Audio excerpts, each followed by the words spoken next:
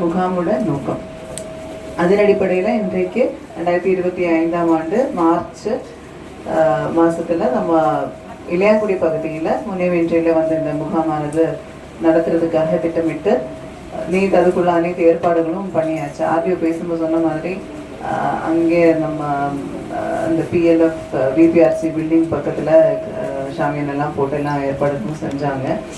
ஆனால் மழை வரதா வார்னிங் இருந்துச்சு. நேற்று மழை, இன்னைக்கு காலையிலையும் நல்ல மழை. நேற்று தாசில்தார் ப்ரிப்பரேஷன் எல்லாம் எப்படி இருக்குன்னு கேட்கும்போதும் எல்லாம் பண்ணிட்டோம், ஆனால் மழையாக இருக்குது மேடம் அப்படின்னு சொன்னாங்க.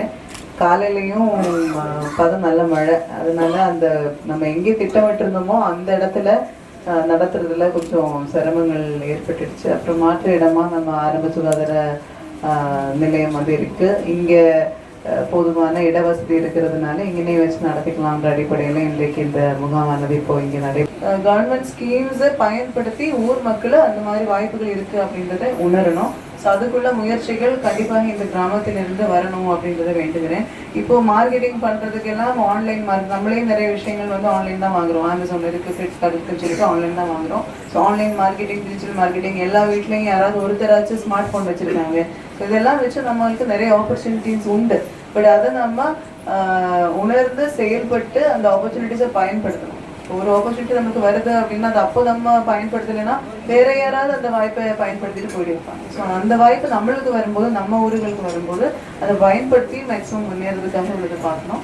இன்னொன்று, ஒரு ஊரில் இப்போ பிடி பேசும்போது சொன்னாங்க, ஊரில் என்னென்ன தேவைகள் இருக்குது அந்த அடிப்படை வசதிகள் எல்லாம் பஞ்சாயத்து மூலமாக செஞ்சு கொடுக்க வேண்டியது அந்த பஞ்சாயத்தோட ரெஸ்பான்சிபிலிட்டி, பிடிஓட ரெஸ்பான்சிபிலிட்டி, டிஆர்டிஏவோட ரெஸ்பான்சிபிலிட்டி. நாங்கள் அதை செஞ்சு கொடுக்குறோம். நீங்கள் கொடுக்குற கோரிக்கைகளின் அடிப்படையில் நம்ம எஸ்டிமேட் ப்ரிப்பேர் பண்ணி ஒவ்வொரு வருஷமும் அனுப்பி பல்வேறு திட்டங்கள் மூலமாக உங்களுக்கு வந்து இந்த தேவைகள் செய்யறதுக்காக நம்ம உறுதுணையாக இருக்கிறோம். இப்போ பார்த்தா இந்த பஞ்சாயத்தில் சென்ற 2021-22 இப்போ வரைக்கும் 102 வேலைகள் வந்து நடைபெற்று முடிஞ்சிருக்கு. 4,27,00,000 கிட்டத்தட்ட மதிப்பீடான வேலைகள் வந்து இந்த பஞ்சாயத்தில் மட்டும் இந்த 4 வருஷத்தில் நடைபெற்றிருக்கு அப்படின்றது மகிழ்ச்சியான விஷயம். ஆனால் இன்னுமே நிறைய தேவைகள் வந்து கிராமத்துக்கு இருக்கலாம். ஏன்னா எந்த கிராமத்திலையும் தேவையான மக்கள் தொகை இன்க்ரீஸ் ஆகிட்டு இருக்கும்போது கண்டிப்பாக கிராமத்தோட தேவைகள் வந்து கூடிட்டே தான் இருக்கும். ஸோ அந்த தேவைகள் என்னது அப்படின்னு சொன்னால் அடுத்தடுத்த வருஷங்களில் நிதி பெற்று அது செஞ்சு கொடுக்கறதுக்கு ஏற்பாடு செஞ்சு கொடுத்துரும்.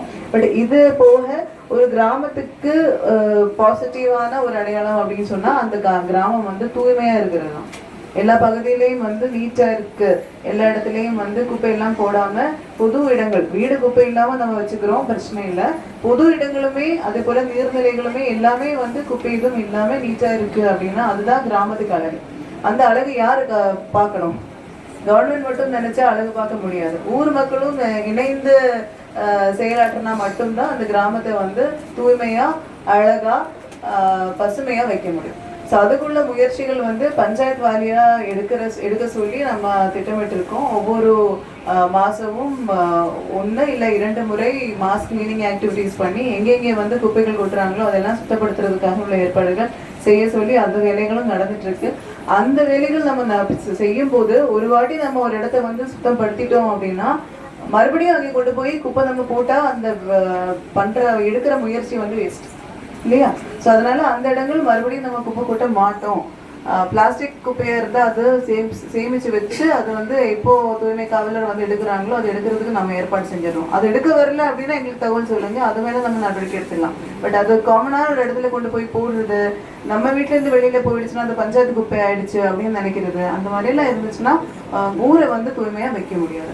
தூய்மையாக வைக்கிறதுனால என்ன பிரயோஜனம் அப்படின்னு நீங்கள் நினைக்கலாம். ஒன்று, ஊர் பார்க்கறதுக்கு நல்லா இருக்கும். 2, வந்து நிறைய நோய்கள் வர்றதுக்கு காரணமே வந்து அந்த சுற்றுச்சூழல் தூய்மையா இல்லாதது தான்.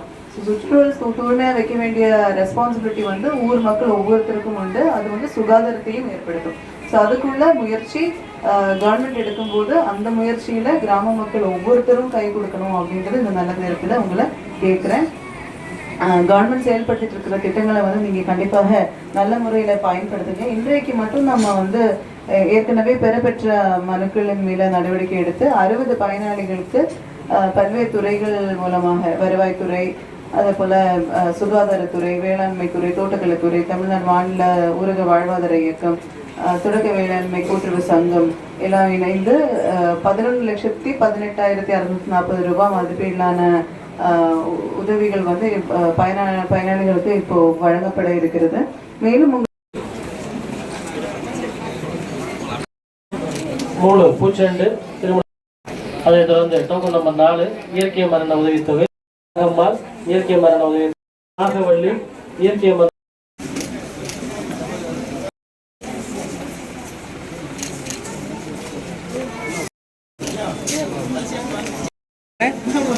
பாருங்க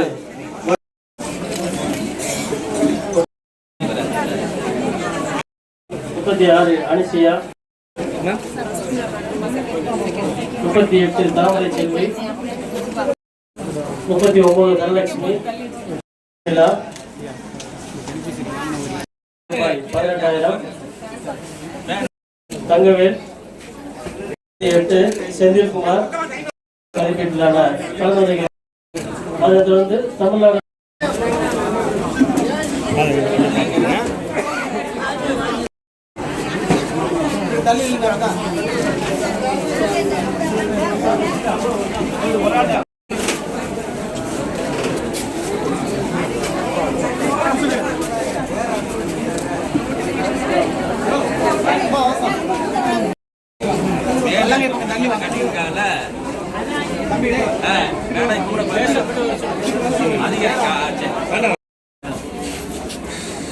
இடத்துக்கு பட்டா வேணுமா, இலவச பட்டா வேணுமா,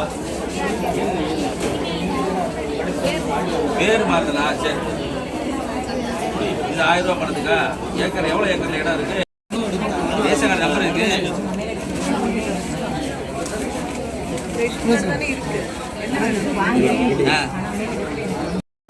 விவசாயத்தில் நிறைய சப்சிடி கொடுக்குறாங்க. பிற்பட்டோர் நலத்துறையிலையும் மேடம் பேசியிருப்பாங்கன்னு நினைக்கிறேன். அவங்க நிறையா கொடுக்குறாங்க, லோன் கொடுக்குறாங்க, மகளிருக்கு கொடுக்குறாங்க. ரெகுலராக நீங்கள் ஸ்காலர்ஷிப் வாங்கினாலும் அந்த சிஎம்இபிடிலையும் நீங்கள் வந்து ஸ்காலர்ஷிப் வாங்கலாம். அது யாரும் செய்கிறது கிடையாது. ஒரே வார்த்தை